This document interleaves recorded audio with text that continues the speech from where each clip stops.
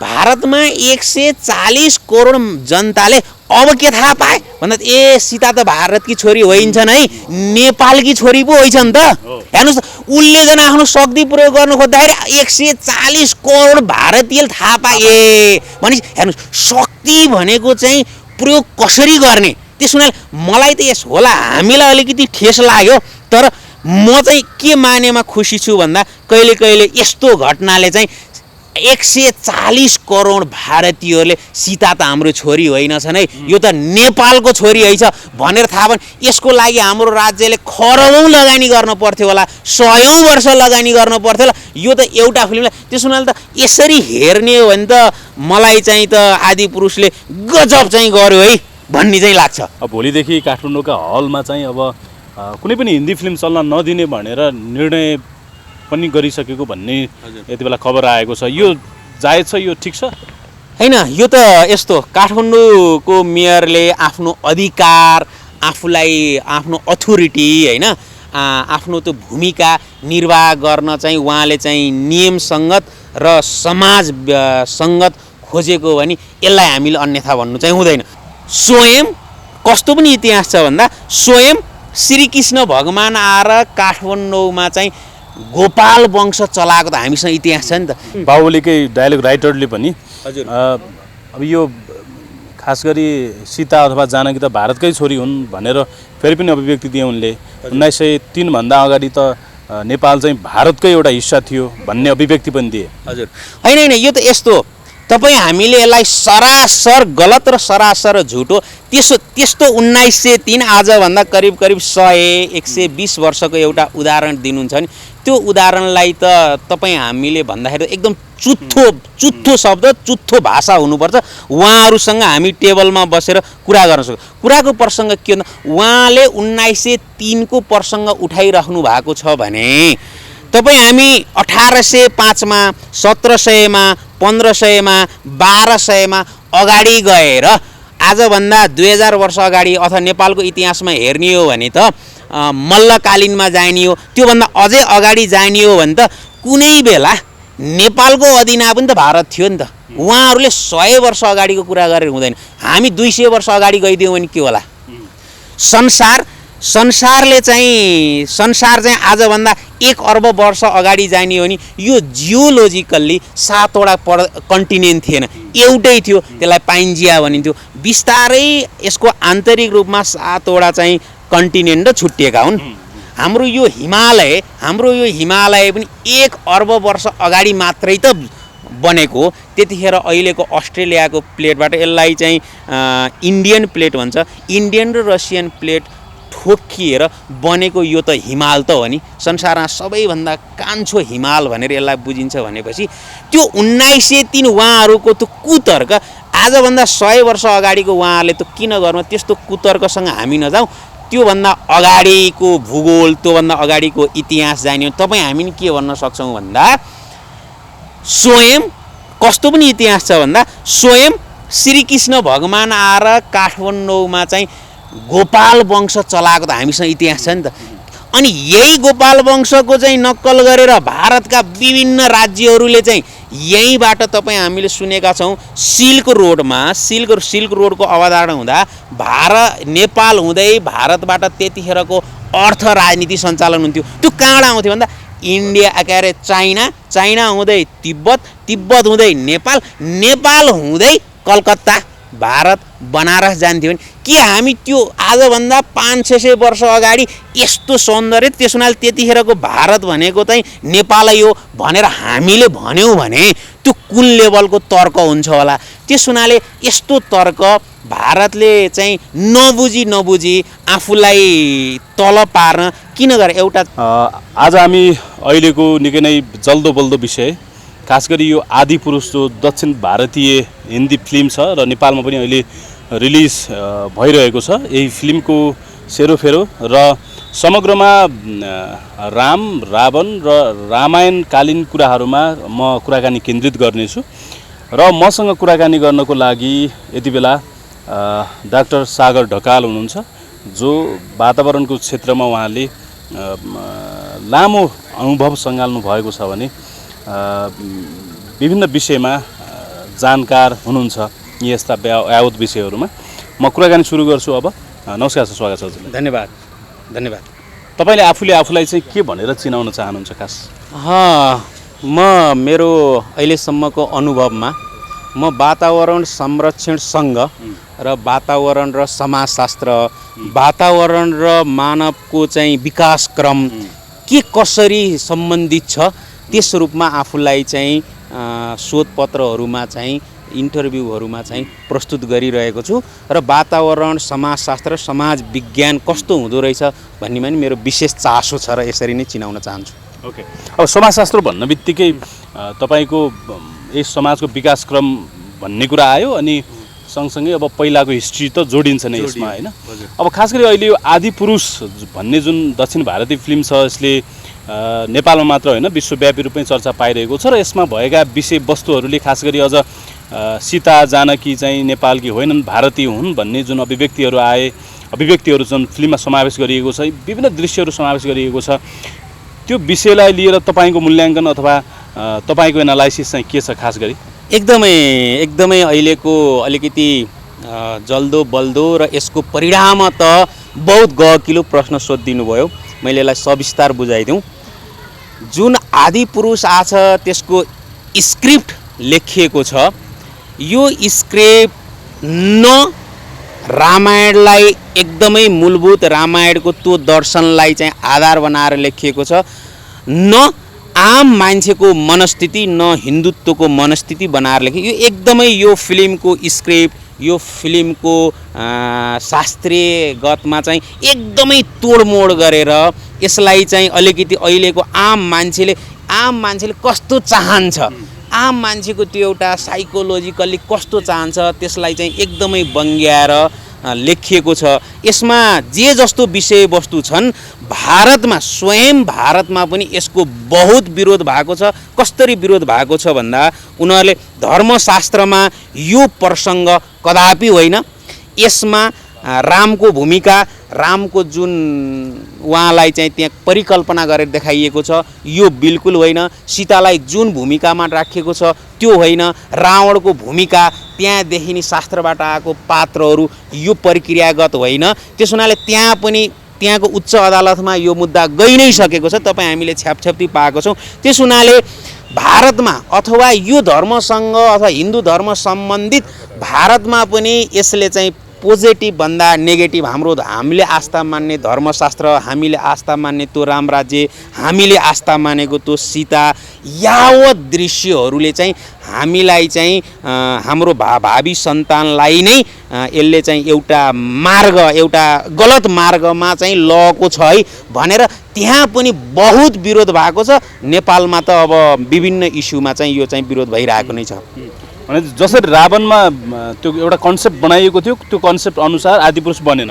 होइन त्यति मात्रै होइन कि सर, जस्तै तपाईँ हामी सबैले फिल्म हेरेका छौँ, फिल्मको प्रभाव कस्तो छ भन्दा हेर्नुहोस्, फिल्मलाई डाइरेक्टरले कसरी प्रस्तुत, अब मैले त चाहिँ विदेशको चाहिँ न्युयोर्क टाइम्सहरूले अनि ब्रिटिसमा पनि त्यो चल्दाखेरि तिनीहरूको चाहिँ त्यहाँका चाहिँ फिल्म समीक्षकहरू लेखेको पढिरहेको छ। स्पष्ट के लेखेका छन् भन्दा तपाईले आफ्नो इपिक भनेको विदेशमा तपाईले यस्तो धर्मशास्त्रमा यस्तो फिक्का फिल्म गराउनु जो हाम्रो बलिउडबाट नक्कल गरेर बनाउन खोज्नुहुन्छ।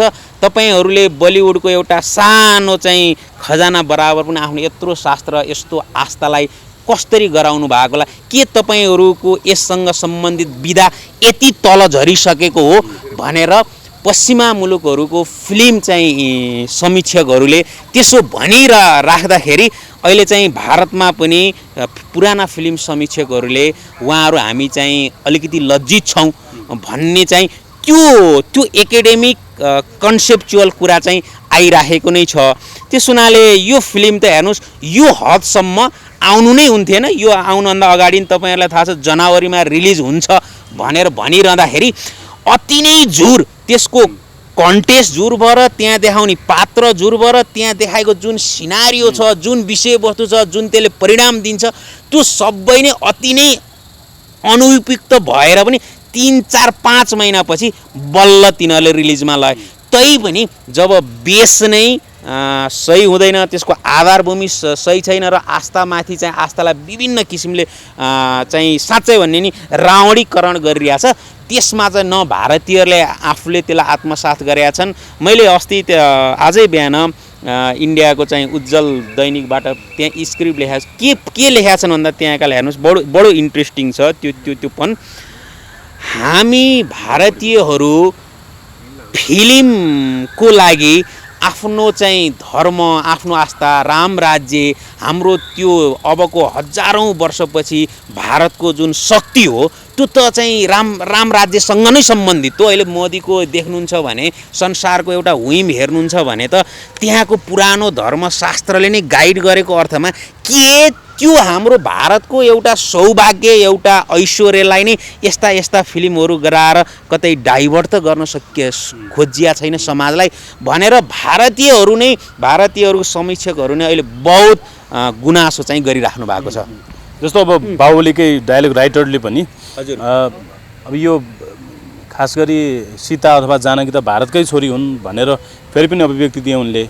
1903 भन्दा अगाडि त नेपाल चाहिँ भारतकै एउटा हिस्सा थियो भन्ने अभिव्यक्ति पनि दिए। हजुर होइन, यो त यस्तो तपाईँ हामीले यसलाई सरासर गलत र सरासर झुटो त्यस्तो 1903 आजभन्दा करिब 100-120 वर्षको एउटा उदाहरण दिनुहुन्छ नि, त्यो उदाहरणलाई त तपाईँ हामीले भन्दाखेरि एकदम चुत्थो शब्द, चुत्थो भाषा हुनुपर्छ।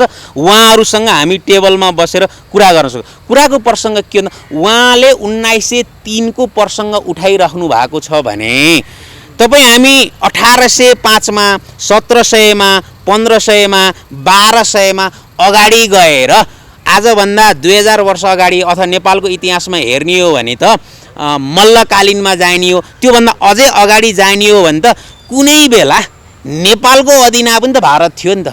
उहाँहरूले 100 वर्ष अगाडिको कुरा गरेर हुँदैन। हामी 200 वर्ष अगाडि गइदियौँ भने के होला? संसार चाहिँ आजभन्दा 1 अर्ब वर्ष अगाडि जाने हो भने यो जियोलोजिकल्ली 7वटा कन्टिनेन्ट थिएन, एउटै थियो, त्यसलाई पाइन्जिया भनिन्थ्यो। बिस्तारै यसको आन्तरिक रूपमा 7वटा चाहिँ कन्टिनेन्ट छुट्टिएका हुन्। हाम्रो यो हिमालय पनि 1 अर्ब वर्ष अगाडि मात्रै त बनेको हो। त्यतिखेर अहिलेको अस्ट्रेलियाको प्लेटबाट यसलाई चाहिँ इन्डियन प्लेट भन्छ, इन्डियन र रसियन प्लेट ठोकिएर बनेको यो त हिमाल त हो नि। संसारमा सबैभन्दा कान्छो हिमाल भनेर यसलाई बुझिन्छ भनेपछि त्यो 1903 उहाँहरूको त्यो कुतर्क आजभन्दा 100 वर्ष अगाडिको उहाँहरूले त किन गर्नु, त्यस्तो कुतर्कसँग हामी नजाउँ। त्योभन्दा अगाडिको भूगोल, त्योभन्दा अगाडिको इतिहास जान्यो तपाईँ हामी के भन्न सक्छौँ भन्दा स्वयं कस्तो पनि इतिहास छ भन्दा स्वयं श्रीकृष्ण भगवान आएर काठमाडौँमा चाहिँ गोपाल वंश चलाएको त हामीसँग इतिहास छ नि त।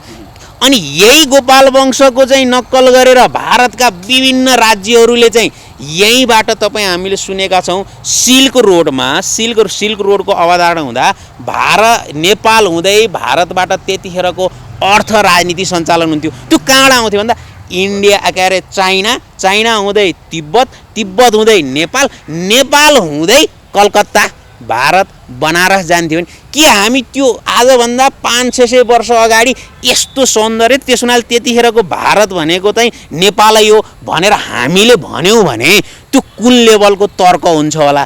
त्यस हुनाले यस्तो तर्क भारतले चाहिँ नबुझी आफूलाई तल पार्न किन गरे? एउटा चाहिँ इङ्ग्लिसमा भनाइ छ हेर्नुहोस्, the authority who use the less power than it growth भनिन्छ। भनेको जोसँग अथोरिटी र जोसँग पावर छ ऊ चाहिँ कम शक्ति प्रयोग गर्नुपर्छ भन्नु खोजेको भन्दा भारत आफैमा संसारको इकोनोमिक्समा, संस्कारमा, फिल्म लाइनमा संसारलाई टक्कर दिन्छु भनेर आफूलाई पावरफुल मानिरहँदा जब उसले यस्तो जबरजस्ती शक्तिहरू चाहिँ उसले प्रयोग गर्न थाल्छ नि, यसको अर्थ मान्नुहोस् ऊ चाहिँ स्खलित र खस्कँदै गएको यो थ्योरी हो हैन। जबसँग भारतले त भन्छ नि हामी संसारमा चाहिँ हलिउड पछिको प्रमुख हो अथवा हलिउडलाई पनि टक्कर दिन सक्छौँ, त्यस्तो शक्ति आकलन गर्ने र त्यो दिशामा बगिरहेको एउटा फिल्म इन्डस्ट्रीले एउटा जनआस्थामा रहेर आफ्नो शक्ति दुरुपयोग गर्दै जान्छ भने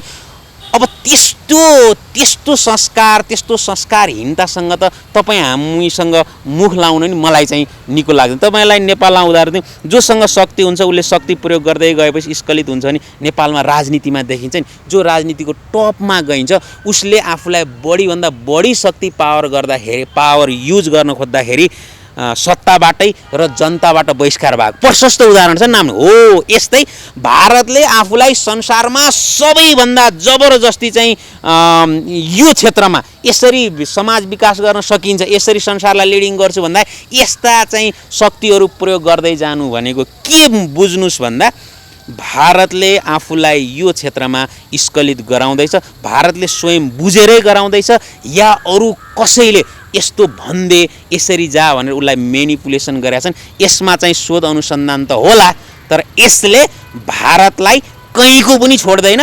भारतले आफूलाई गिराउने काम किन गर्छ त्यो चाहिँ उनीहरूको पक्ष र हामी त यसबाट झन् शक्तिशाली भएको छौँ। तपाईँ आदिपुरुष आएको सुन्नुहोस्, आदिपुरुष एउटा फिल्ममा सीता भारतको छोरी हुन् भनेर भनिदिँदैखेरिमा भारतमा 140 करोड जनताले अब के थाहा पाए भन्दा ए सीता त भारतकी छोरी होइन्छन् है, नेपालकी छोरी पो होइछ नि त।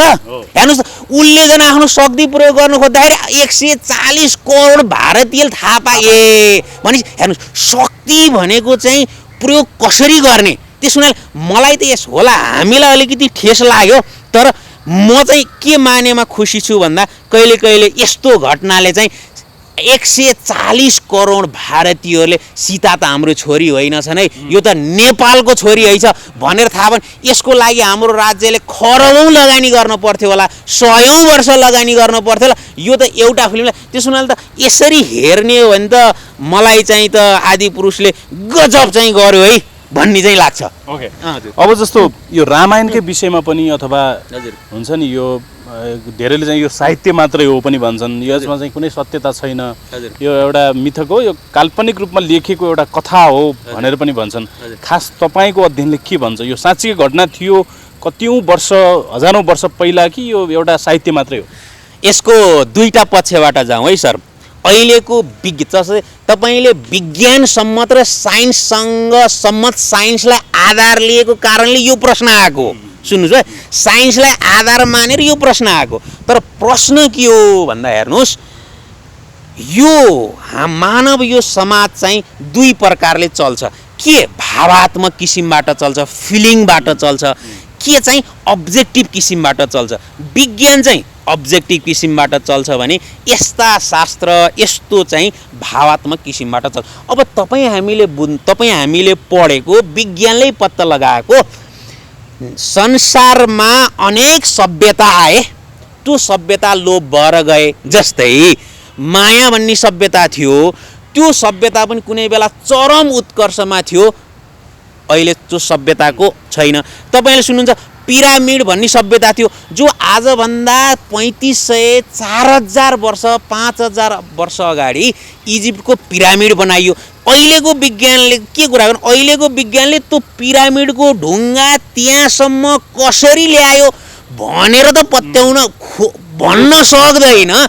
त्यस्तो विज्ञानलाई आधार लिएर यो चाहिँ कसैको काल्पनिक हो भनेर भन्नु नि यसमा शास्त्रार्थ नगरौँ कि त्यो जसले पिरामिड कसरी बनेको त्यो ढुङ्गो त्यहाँ गयो भनेर बाम खोज्दैछ, पत्ता लगाउन जान्दैन, आकलन गर्न सक्दैन। अब त्यसैको विज्ञानलाई आधार लिएर अब यो हिन्दू धर्मका यी शास्त्रहरू के होलान्, रामायण के होला, वेद के होला भनेर तर्क गर्नु अनुचित। तर तपाईँले यसको जनताले के बुझ्नुपर्छ भन्दा हेर्नुहोस् तपाईँ हाम्रो जीवन, तपाईँ हाम्रो यो प्रक्रिया बहुत 100 वर्षको छ, 200 वर्ष। कुनै बेला कस्तो हुन्थ्यो भन्दा संसारमा अचालको जस्तो आधुनिक भौतिकवादको विकास भइसकेको थिएन।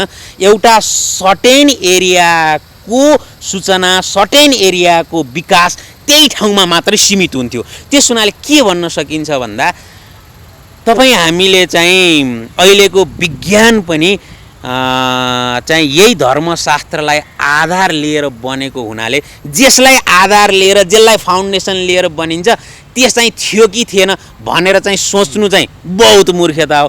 स्पष्ट के भन्नु, धर्मशास्त्र भावात्मक भए पनि त्यसभित्रको अब्जेक्ट, त्यसभित्रको ज्ञान, त्यसले चाहिँ मानव हामीलाई गरेको गाइडलाइन्स, त्यसले हामीलाई दिएको अनुशासन, त्यसले हामीलाई गराएको जीवन्तता, त्यसले हामीलाई देखाउने फ्युचर, त्यसले हामीलाई देखाउने भविष्य, त्यसले हामीलाई देखाउने यावत जीवनका उत्तरहरू अब्जेक्टिभ रूपमा भइसकेपछि त्यो लेखाइ चाहिँ साहित्यिक थियो भन्नुमा अर्थ चाहिँ रहँदैन। हेर्नुहोस्, जस्तो अब यो विवाद के पनि छ भने झन्डै आजभन्दा 3-4 वर्ष अगाडि जति बेला चाहिँ प्रधानमन्त्री केपी शर्मा ओली हुनुहुन्थ्यो, उहाँले चाहिँ एउटा अभिव्यक्ति के दिनुभयो भने खास रामको जन्मभूमि चाहिँ भारत होइन, भारतको अयोध्या होइन कि नेपालको चितवनको पश्चिम क्षेत्रमा रहेको माडी अन्तर्गत अयोध्यापुरी भन्ने ठाउँ छ, त्यो चाहिँ खास रामको जन्मभूमि हो भन्ने कुरा अभिव्यक्ति दिनुभयो।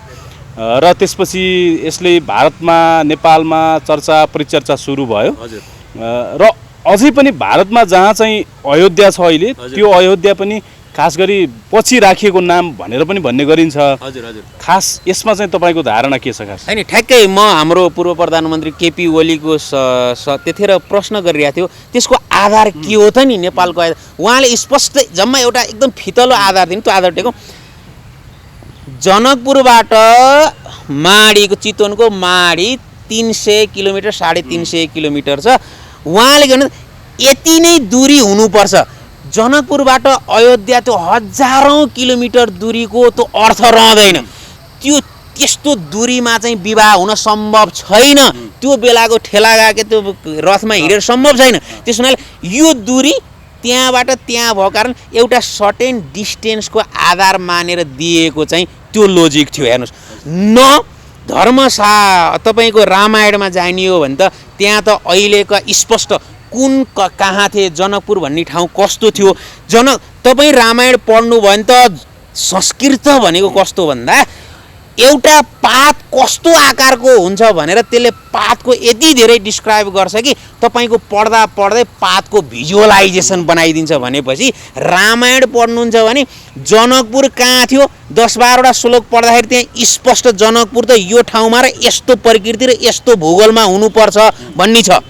अयोध्या चाहिँ यस्तो ठाउँमा यस्तो दूरी, त्यसको उत्तरपट्टि यस्तो भूभागमा यस्तो माटोमा यस्तो चाहिँ क्लाइमेटमा हुनुपर्छ भन्ने कुरो त्यहाँ एकदमै विस्तृत र बृहत किसिमबाट भएको कारणले गर्दाखेरि रामायणकै तथ्यमा जाँदाखेरि चाहिँ होला अब त्यो पोलिटिकल्ली एउटा राजनीतिक एजेन्डाको लागि चाहिँ मात्रै उहाँले चाहिँ बकवास गरेको भनेर बुझ्दा नै हामी नेपाली समाज र हाम्रो आस्था चाहिँ सही ट्र्याक र सही बुझाइ चाहिँ अर्थ लाग्छ। त्यो बकवास थियो, त्यो बकवास हो, त्यसमा सत्यता छैन केही पनि। कसरी सत्यता हुन्छ? एकजना लोकमनी समथिङ के पौडेल नाम गरेका एकजना जो रिसर्चर हुनुहुन्छ, उहाँले चाहिँ धेरैवटा त्यस्तो अनुसन्धान प्रतिवेदन र किताबहरू पनि निकालेर साँच्चीकै अयोध्या चाहिँ नेपालमै छ भनेर एउटा किसिमको अध्ययन गर्दै हुनुहुन्छ भनौँ न। भनेपछि त्यसलाई चाहिँ कसरी लिने त? होइन नि, यस्तो सर, जस्तै एउटा कसैले एजेन्ट जस्तै सुन्नु न, ल मैले माने ल अयोध्या नेपालमा छ अनि जनकपुर नेपालमा छ भनेर यो मुद्दा नेपालको समाजमा स्थापित गरिरहन खोजियो भने यसको परिणाम के हो त? फाइदा कसलाई त? के अयोध्या नेपालमा छ भनिरहँदा अब हामीले इस्यु निकाल्दाखेरि चाहिँ के आर्थिक रूपमा सामाजिक रूपमा फाइदा हुन्छ? त्यता पक्कै पनि हुँदैन होला। भनेपछि हामीले त जनकपुर हाम्रो हो यसरी नै चिनाउने हो र अयोध्या अहिलेसम्म चाहिँ उही नै हो। किन भन्दा आजभन्दा हजारौँ वर्ष पहिला अहिले हामीले जुन डाइनामिक र जुन सोचबाट सोचेका छौँ त्यो चाहिँ पक्कै पनि मेल खाँदैन, पक्कै पनि मेल खाँदैन। त्यस हुनाले हामीले हाम्रो जनकपुरलाई नै सीताको भूमि गराउँ। त्यो किन भन्दा यो त आस्थाका कुरा हो नि के। आस्था अब भूगोल पोलिटिक्स पो यसलाई चाहिँ सत्य र तथ्य एउटा प्रमाणको आधारमा चाहिँ हाम्रो र तेरो भन्ने हुन्छ र तपाईँको आस्था पनि एउटा चाहिँ कसैले लेखो भन्दैमा अनि कसैले एउटा मान्छेले रिसर्च गर्यो भन्दैमा आस्था पनि यो कारणले गर्दाखेरि यो अब्जेक्टिभ बनाउनु त्यो परसँगै अर्को के सर। त्यसो हुनाले क्वेसनहरू भावहरूलाई चाहिँ त्यसरी नै बुझ्नुपर्छ कि एउटा आस्थामा एउटा चाहिँ भनौँ न शास्त्रको आधारलाई एउटा उहाँ ल जसले रिसर्च गर्छ ल मान्नुहोस् तपाईँले एउटा सानो तपाईँले कुन भावमा लेखेको एउटा कविता तपाईँलाई 2 दिनपछि त्यो कुन भावमा लेखे तपाईँले सम्झिनुपर्छ भने आजभन्दा हजारौँ दसौँ हजारौँ लाखौँ वर्ष अगाडि लेखेको त्यो रामायणको एउटा कुरालाई आज एउटा मान्छेले यो भावमा लेखेको हुनुपर्छ भनेर इन्टरप्रिटेसन गर्नु जायज हो पटक्कै जाय यो अब्जेक्टिभ होइन रुख जस्तो जङ्गल जस्तो होइन नि यो जङ्गलमा त यो सेल छ यसरी काम गर्छ भने जस्तो त होइन नि त्यो त्यस हुनाले त्यो आस्थासँग यही हो कि सर हाम्रो नेपाली समाजलाई यति भ्रमित किन गरिरहेछ कि आस्थासँग समाजको संरचनासँग तपाईँ र हाम्रो चाहिँ मित्रतासँग तपाईँ र हाम्रो समुदायको बोनसँग तपाईँ र हाम्रो समाजसँग तपाईँ र हाम्रो भावनात्मक यो विकाससँग किन खेलिन्छ त्यो बहुत गम्भीर प्रश्न चाहिँ यो सिर्फ यो भावनात्मक चाहिँ कोही एउटा चाहिँ मान्छेले खेल खेल्न खोजेको मात्रै अर्थ हो सर जस्तो अब काठमाडौँका मेरो बालेन शाहले 3 दिनको समय दिएको र त्यो दृश्य चाहिँ अझै पनि नहटाएकोले अब भोलिदेखि काठमाडौँका हलमा चाहिँ अब कुनै पनि हिन्दी फिल्म चल्न नदिने भनेर निर्णय पनि गरिसकेको भन्ने यति बेला खबर आएको छ यो जायज छ यो ठिक छ हैन यो त यस्तो काठमाडौँको मेयरले आफ्नो अधिकार आफूलाई आफ्नो अथोरिटी हैन आफ्नो त्यो भूमिका निर्वाह गर्न चाहिँ उहाँले चाहिँ नियम संगत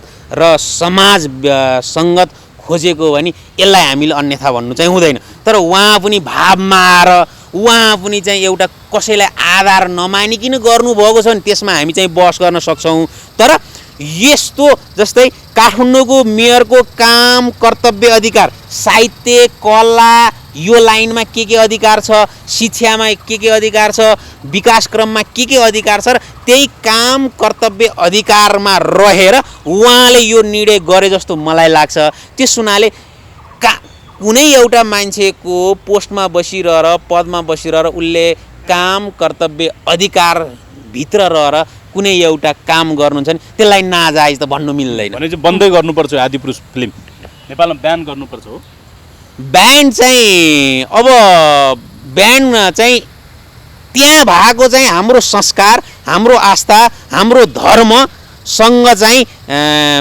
विसृङ्खित छ र हामी दुईटा देशको चाहिँ मान्छेको आस्था पशुपतिनाथ र केदारनाथ पशुपतिनाथ र अयोध्या बीच चाहिँ एउटा चाहिँ दरार पैदा गर्छ भने त्यो दरारलाई बढावा दिनुभन्दा त बरु बन्द गर्दा चाहिँ हाम्रो दरारपन नआउनु हुनाले बन्द चाहिँ गर्नुपर्छ खास अब त्यो हामी नेपाली भएर एउटा भारत सीता अथवा जानकी भारतीय छोरी हुन् भन्ने शब्द हामीले भेटायौँ तर त्यो सँगसँगै आदिपुरुषमा अरू धेरै मिस्टेकहरू छन् भनिन्छ नि के मिस्टेकहरू देख्नुभयो तपाईँले त्यो ट्रेलर हेर्दा अथवा टिजरहरू आउँदा गीतहरू आउँदा चाहिँ होइन यस्तो गरौँ जस्तै भारतीय मिडियाले भनेको मात्रै कुरा गरौँ भित्र चिरफार नगरौँ जनवरीमा जति बेर चाहिँ तिनीहरूको ट्रेलर आयो त्यतिखेर जुन रावणको चरित्र त पात्रता देखाइयो नि त्यो पात्र र चरित्रता नै उनीहरूले फेर्नै पर्यो क्या त्यसलाई ढाकछोप गर्नलाई त यस्तो भन्दैन यो चाहिँ 500 करोड बजेटमा बनेको भनेर फिल्मलाई उहाँहरूले त्यो छलछाम गर्नको निम्ति आफूले चाहिँ आर्थिक रूपमा त्यो अर्थ राजनीति अथवा अर्थ संस्कार राजनीति चाहिँ गर्नु खोज्दा अहिलेको जमाना भनेको हेर्नुहोस् सबै चाहिँ मिडियामा पहुँच छ सबैको हातमा इन्टरनेट छ सबैको हातमा रामायण छ नबुझे के रहेछ भनेर सोध्न खोज्न बुझ्न सकिन्छ अब चाहिँ आम मान्छेले के बुझ्नुपर्छ भन्दा राइटरहरूले पनि हामी आजभन्दा 20-30 वर्ष अगाडिको चाहिँ मनस्थितिबाट अबको चाहिँ हाम्रो भ्युअरहरू हाम्रा दर्शकहरू चाहिँ हामीलाई चाहिँ पत्याउनु न उहाँहरू पनि हरेक मान्छे स्क्रिप्टर हो हरेक मान्छे राइटर हो भनेर त्यो ओमपुरी को समथिङ निर्देशकले उहाँ भनेको 60-65 वर्ष उहाँलाई अझै पनि के धङधङ छ आजभन्दा 30 वर्ष अगाडि उहाँले जे लेखिदिनु भएको थियो जे स्क्रिप्ट गर्नुभएको थियो त्यतिखेर त आम जनतासँग यति धेरै मिडिया थिएन नि त जे छ उहाँहरूको इन्फर्मेसनलाई आधार मान्नु पर्थ्यो उहाँलाई त्यो धङधङी त्यो पागलपन त्यो खाले मनस्थितिले काम गरेको कारणले आज पनि 2023 मा आउँदाखेरि यत्रो मिडियामा आउँदाखेरि होइन मैले जे लेखाएको छु जे सोचेको छु त्यो नै सही सत्य हो। त्यस्तो अपभ्रंशित त्यस्तो डाइरेक्टरलाई चाहिँ बिल्कुल गर्न हुन्थेन। त्यसमा अब प्रवासले पनि अब हाम्रो त्यस्तो बाहुबली हिरो कसरी भन्नुभएको, कसरी हुन्छ भन्नु, त्यस्तो बाहुबली जस्तो खिलेको त्यस्तो बाहुबली आखिर कथा हो, त्यो हो क्या फिक्सन। त्यो फिक्सनमा त्यस्तो अर्थ दिने मान्छे रामायण जस्तो चाहिँ खेल्न खोज्दाखेरि चाहिँ उहाँले कसरी। अर्को एउटा समाचार आइरहेको छ, भारतको एस जुन हामीले चाहिँ केजिएफ हिरो भने उहाँले चाहिँ उहाँलाई पनि एउटा अफर आएर गएछ रावणको पात्र, म चाहिँ खेल्दैन। किन भन्दा हो, किनभने भारतमा त्यो दिग्गजहरू प्रवास पनि त्यो दिग्गज अन्तर्गत हिरो हो। उहाँ कसरी मेनिपुलेसन हुनु, कसरी खेल्नुभयो, सायद अबको 1-2 महिनापछि प्रवासलाई कुनै इन्टरभ्यू जीवनको सबैभन्दा बढी मैले घात र पश्चाताप यही फिल्म खेल्दा छ, मलाई माफी दिनु प्रवासले आफै भन्नु। त्यो सुन्न अब 1-2 महिना कुरौँ न, बस कुरौँ। हस्, थ्याङ्क यू सो मच। तपाईँलाई यो टाइम दिनुभयो, तपाईँलाई धेरै धेरै धन्यवाद। धेरै धेरै धन्यवाद। मेरो आफ्नो कुरो र चाहिँ हाम्रो समाजले आस्थालाई कसरी ल्याछ भन्ने कुरा मेरो 2 शब्द राख्न दिएकोमा तपाईँहरूलाई धेरै धेरै नमस्कार।